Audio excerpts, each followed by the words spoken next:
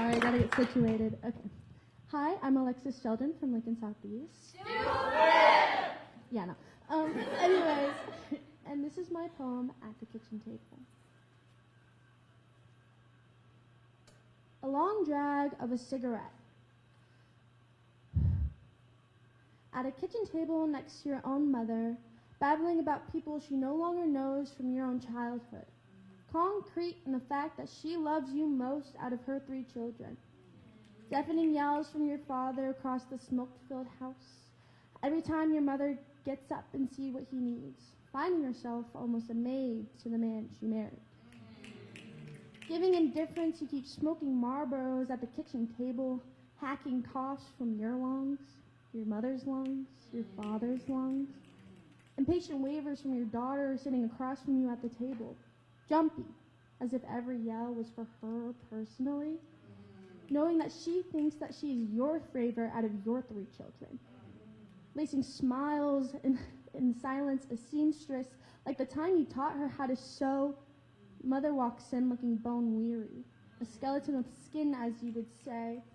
Nodding, she sits back in her chair, and you resume your conversation. Only stopping and thinking when your daughter tries to cut in, pearl skin hazy from the smoke, skin you once had before the tanning beds and cigarettes. Quiet permeates the room as you stare. She stares back. Your mother gets up, reaching the refrigerator to make her husband dinner and her daughter a meal. She watches the kitchen table from where she stands behind a stove, tearing up for she only sees two kids sitting across from each other. You don't notice. Unaged to the point of teenage years when you had your first child, your son, vaguely a mother to the 3 children you didn't want. Wading into the worry that you have wasted your life, you take another drag of cigarette. Anthrax-hued wallpaper peels as you smoke. As your daughter coughs, your mother cooks, you smoke. Staring and your daughter messes with an hourglass. You smoke.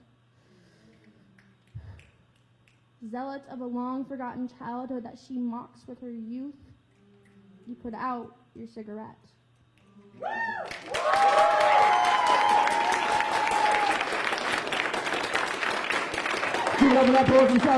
Hello, I'm Knox Molly. I'm from Arts and Humanities. Impossible! And today I'll be performing my poem, 1950. I pledge allegiance to the flag of the United States of, in American history, we're talking about what the American dream would look like. A country that promises freedom, so they say. But when did those dreams become so far out of reach? The ideal is always just around the horizon.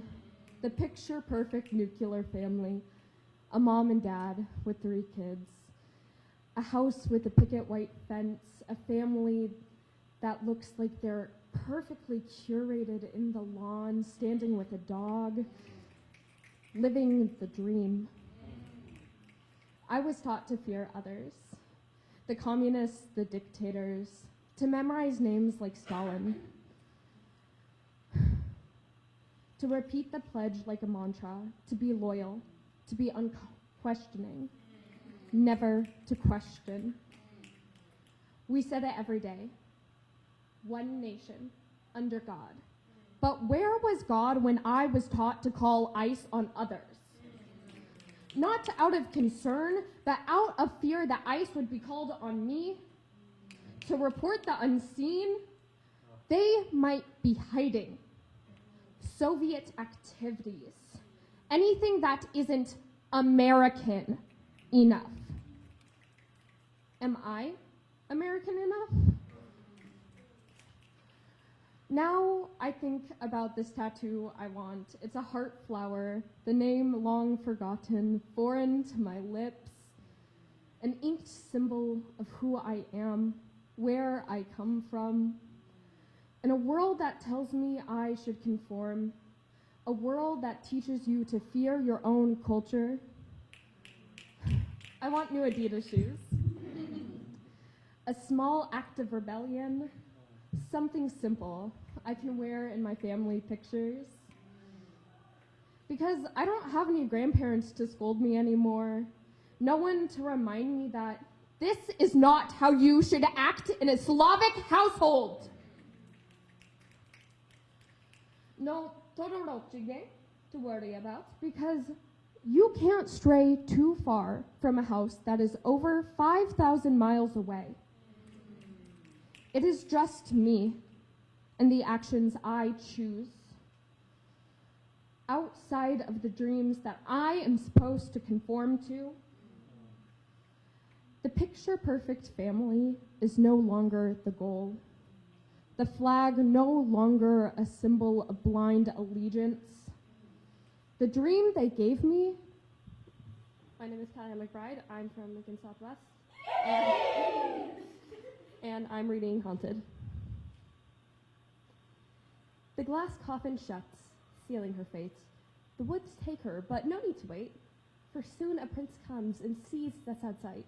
But all he's concerned for is the beauty of Snow White. Her past doesn't matter to him. No, not all. It was he she ran from after the incidents of the ball. We had tried to take the maiden fair, grabbing her and pulling her hair. But oh so observant, the queen had seen, stepping in and moving him away from the horrid scene. But the prince was not one to be deterred. After all, obsession is a powerful thing.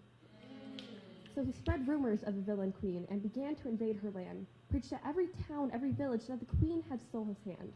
The villagers' rage grew, for they couldn't believe that she would do that just to protect the girl, rather than be an evil queen. She took her last stand before the woods, hoping to buy the girl time, for she struck down where she stood, and he began to climb. He broke the sacred space, shattered the glass coffin, touched her hair, her face, her lips, anything he could sink his claws in, before he dragged her back to his horse and castle. She was already dead, he thought. It truly was no hassle. But by some cruel twist of fate, the girl was revived. And she cried, not from joy, but from the pain of being alive. The pain that she's with him. The pain that she lost. The pain that not even death could shield her from his lust. The villagers preached rice and grain. Through rice and grain, telling the tale. A fair Snow White and the prince, and a love that prevailed.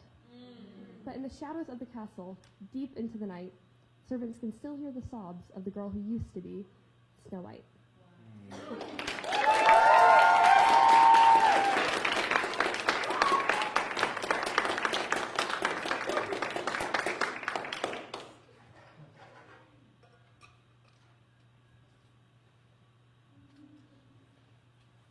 Hello, my name is Nathan Benbow. I am a poet from Lincoln High School. You know!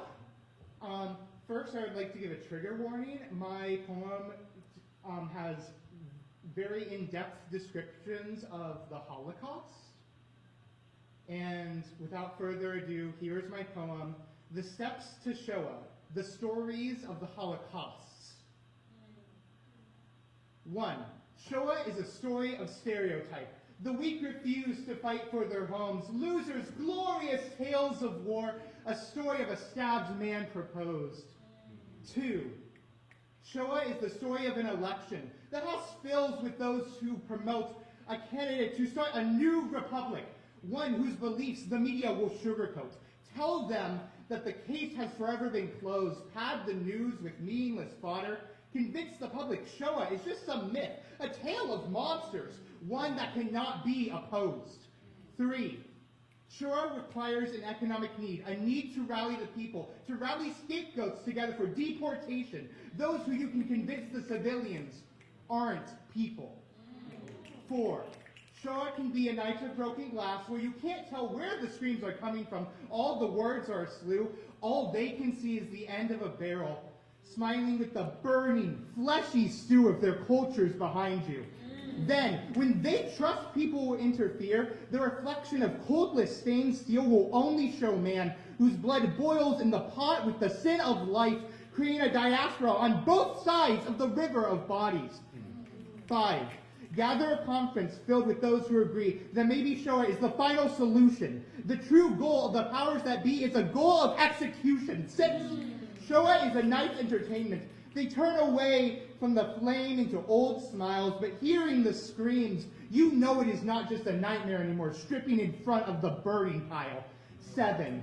Shoah happens in a camp as group after group crowds into the shower, gather enough to scoop into ash, scooping 88 tablespoons of the powder. Let their screams fade into the smoke as their souls seep into the ground to forever haunt the land. Shoah is the clean of the chamber of the gas to thrust the next group into till they fail to stand.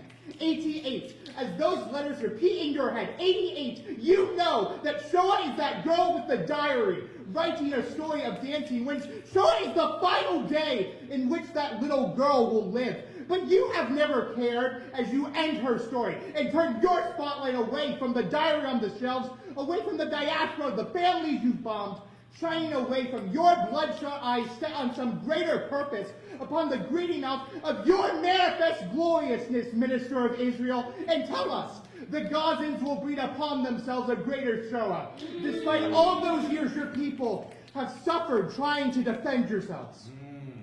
Thank you.